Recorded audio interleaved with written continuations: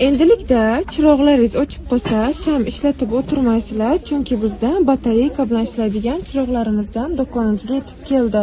Bular batareyka bilan ishlaydi. Xohlasalaringiz o'tirgan joylaringizda pulti bilan boshqarasizlar, xohlasalaringiz mana o'zida knopkasi bor. Knopkasini bosasizlar va yo'qiladi. Mana pulti bilan ham ishlatib ko'rsatamiz. Mana o'chiramiz, yoqamiz. Xohlasalaringiz minutga qo'yasizlar, mana 30 daqiqaga qo'yasizlar, 30 daqiqadan keyin o'zi o'chadi.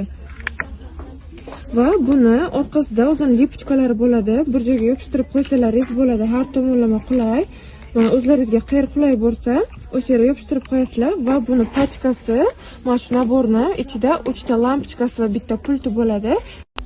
Endilikda chiroqlaringiz o'chib qolsa, sham ishlatib o'tirmaysizlar, chunki bizda batareyka bilan ishlaydigan chiroqlarimizdan do'konimizga yetib keldi. Bular batareyka bilan ishlaydi.